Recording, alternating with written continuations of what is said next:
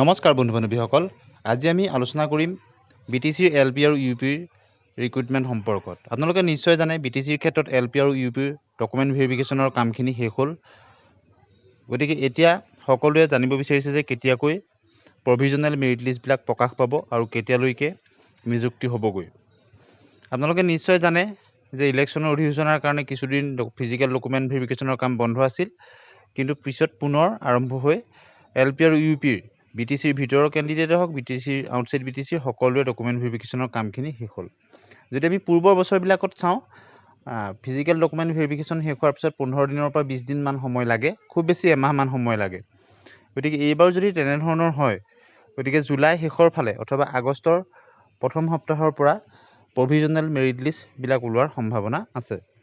গতিকে যদি অলপ সোনকালে হয় জুলাই একেবাৰে লাষ্টৰ সপ্তাহত, আৰু যদি কিছু দুই এদিন পলম হয় আগষ্টৰ আৰম্ভণিৰ পৰা প্ৰভিজনেল মেৰিট লিষ্টবিলাক প্ৰকাশ পাব BTC LP UPৰ ক্ষেত্ৰত।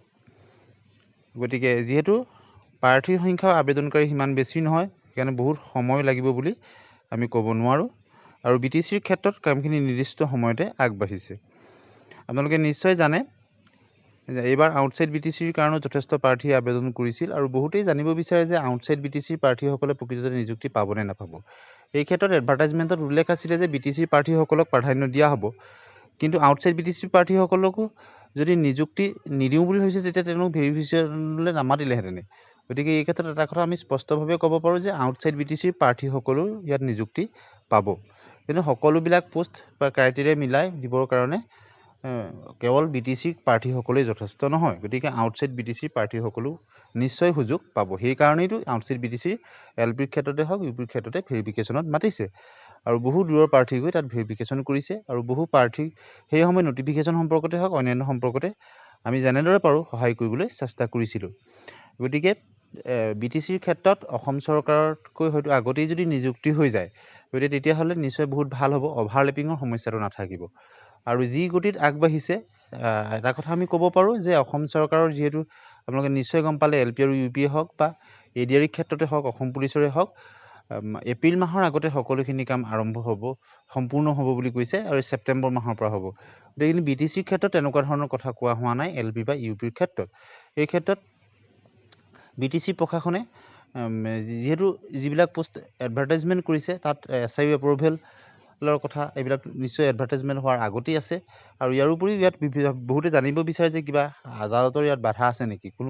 যদিও বা 99 VS BTAD প্ৰাইমেৰী টেট এছ'চিয়েশ্যনৰ এটা গোচৰ চলি আছে, কিন্তু আদালতৰ ফালৰ পৰা তাত ডকুমেণ্ট ভেৰিফিকেশ্যনতে হওক বা মেধা তালিকা প্ৰকাশ কৰাৰ ক্ষেত্ৰতে কোনো ধৰণৰ ষ্টে দিয়া হোৱা নাই, কেছটো চলি আছে, আৰু তাৰ এটা শুনানি পৰৱৰ্তী শুনানি জুলাই মাহৰ শেষৰ ফাললৈ হ'বলৈ গৈ আছে, ভেকেশ্যনৰ পিছতে হাইকোৰ্টৰ। গতিকে সকলো যদি ঠিকে থাকে আগবাঢ়ে, গতিকে জুলাই মাহৰ শেষৰ ফালে অথবা আগষ্টৰ আৰম্ভণিতে প্ৰভিজনেল মেৰিট লিষ্ট প্ৰকাশ পোৱাৰ সম্ভাৱনা আছে, আৰু আশা কৰা হৈছে যে অসম চৰকাৰৰ DW LP UPৰ আগতেই হয়তো BTCৰ LP UPৰ নিযুক্তিবিলাক হৈ যাব। গতিকে আৰু খুব এটা নিৰ্দিষ্ট সময়সীমাৰ ভিতৰতে BTCৰ কামখিনি আগবাঢ়িছে।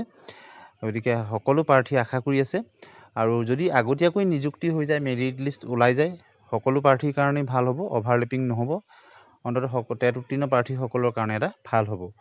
একেলগে যদি হয়গৈ তেতিয়া কিছু অসুবিধা হ'ব, অভাৰলেপিঙৰ সমস্যা হোৱাৰ সম্ভাৱনা আছে। যদি এনেদৰেই আগবাঢ়ি যায় BTCৰ কিন্তু নিযুক্তি আগতেই হোৱাৰ পূৰ্ণ সম্ভাৱনা আছে।